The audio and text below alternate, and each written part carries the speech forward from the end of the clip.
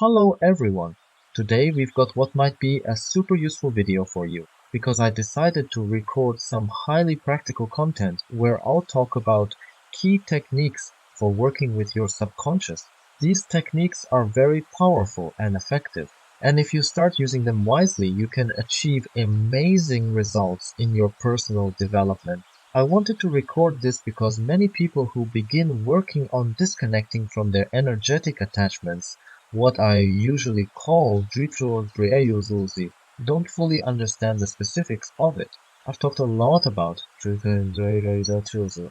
In particular, I keep emphasizing something that many don't seem to hear. Attachments don't just exist on their own. They always latch on to hooks, and those hooks are our inner blocks, illusions or false beliefs buried in our subconscious. We accept these as truths, and that's exactly where the attachments grab on. So, when we start dealing with attachments, it's impossible to solve all your problems by just shouting, "Attachment, go away, leave me alone." Even if you recognize that a negative feeling we have might be caused by an attachment, we can't just yell at it to leave if there's still a hook inside us. For example, if someone has the core belief, "I'm ugly," just as a trivial example, then an attachment will feed on that belief, siphon out loads of our energy, and we'll keep feeling awful. We might not even notice that the energy is leaking there. Every time we look in the mirror, we're thinking, "I'm so ugly," or "I'm so unattractive," and meanwhile our energy is being drained. I can actually see this shift in people's before and after pictures when they've been working on themselves, healing their subconscious blocks, disconnecting from these attachments, and returning to self-love. Their looks change noticeably. Some people say it's like time moved backward, and you can see a dramatic difference between their photos from before and after. Their posture improves, their faces look different, because all those deep tensions in the body, rooted in the subconscious from childhood, the very tensions on which the attachments feed, simply start to go away. And that's what can make us age prematurely or look run down as if we're being squeezed dry. When we eliminate these blocks and go back to loving ourselves, it shows on the outside. We get our youth back, our personal power, our natural beauty. So, what's getting in the way if you're trying to disconnect from attachments and nothing seems to change? It's the surface level approach of, "I don't want this anymore, so go away," isn't enough. It's crucial to note that disconnecting from attachments must go hand in hand with developing personal boundaries, so that when we remove an attachment, we also reconstruct ourselves, establish new rules for our reality, and fill that empty space with something aligned with who we truly are.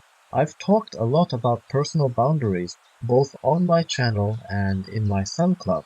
There's also a EDN class of mine where I explain how to build a new foundation for your personality. But let's be clear, detaching from connections plus setting up personal boundaries is the essential combo to get everything working smoothly.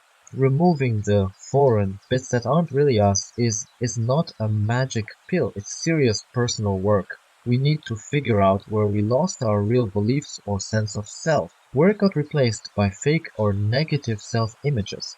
Once we remove those false images, the attachments truly let go. At one time, I also mentioned that many so-called attachments in people will disappear on their own if we simply remove the hooks that hold them. And those hooks are basically the deep subconscious blocks and limiting beliefs, the holes in our personal boundaries and energy field through which our energy is drained. Now, let's move on to the techniques that will help you identify and heal those holes and the beliefs that siphon off your energy.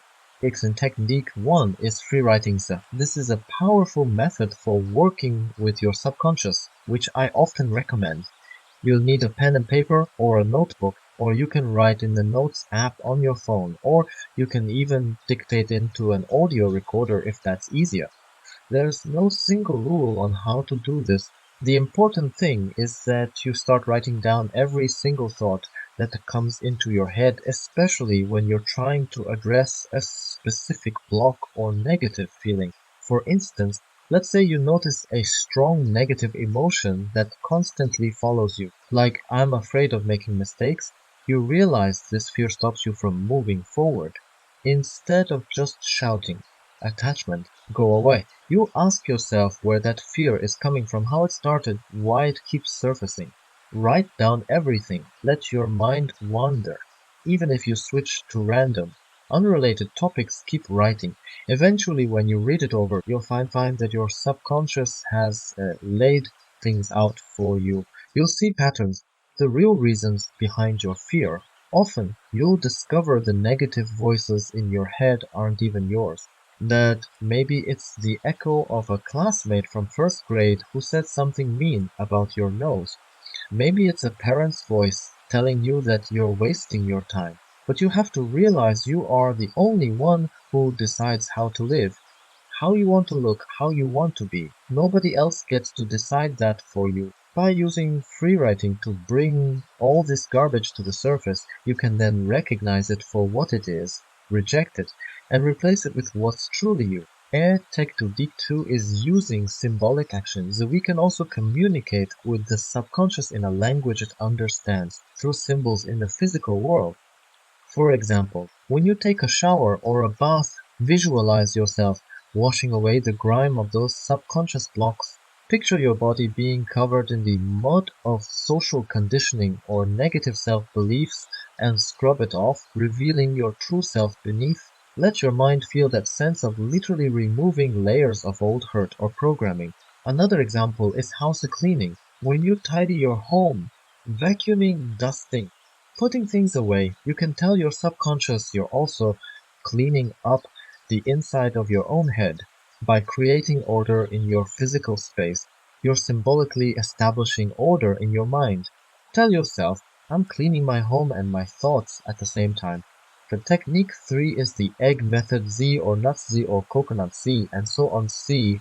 This may sound unusual, but it can help reveal deep blocks. You take something that has an outer shell and nourishing contents inside, often eggs, but you could use walnuts in the shell, coconuts, anything similar. The point is the shell represents your block or trauma, while the inside is the real you. Eggs are a good symbol because they contain protein, which is nourishing and beneficial for the body. A perfect representation of something valuable inside. You can imagine that your real essence are inside a shell of past trauma. So when you crack the egg, you visualize breaking the shell of that trauma, releasing your true potential. Then you might cook the eggs in a way you enjoy, like an omelette, and eat them, letting your body take in that good, nourishing energy. By doing so, you physically demonstrate to your subconscious that you're removing the old shell of harm and embracing the valuable core within yourself. The same can be done with nuts, coconuts, or anything that has a tough outer layer and good contents inside. What matters is the symbolism and the physical act of breaking open that shell. Then there is emotional release C. There's one more crucial technique to mention. How to process and release big emotions that may surface when you face these deep traumas. Sometimes you might feel a huge pain welling up inside. What do? You can shout or scream, if that's possible to let it out. You can cry. Tears are an excellent way to release emotions. If words don't come easily, you can free write again, dumping all your feelings onto the page, or you can paint or draw, letting your feelings flow onto the paper as shapes and colors. Some people break old dishes, going outside or to a safe area to smash them, then cleaning up the pieces and getting rid of them. That physical act can symbolize discarding outdated patterns. It can also be good to replace that old set of dishes with new ones you actually like, telling your subconscious you've removed the old and brought in something better. So yes, there are more techniques out there, but these are some of the main ones. They can truly help you work on yourself, and if you apply them seriously, they'll help you break free of the blocks that keep you stuck. You'll regain your inner joy, reclaim your outer beauty, and come home to your real self. That's all I have for now. I'm sending you all my love. May you have a productive time working on yourselves. This is me, Nadezhda Sonechneya. Take care. Oh, And one last reminder, each of you can help more people awaken and cast off the shackles that were imposed on them from the outside. It doesn't take much.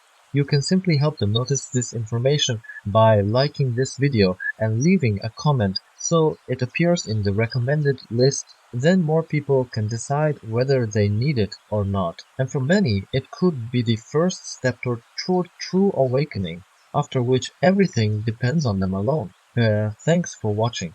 Please like, subscribe and share my channel. Become a member of my Telegram channel and discuss with like-minded people as a supporting club member.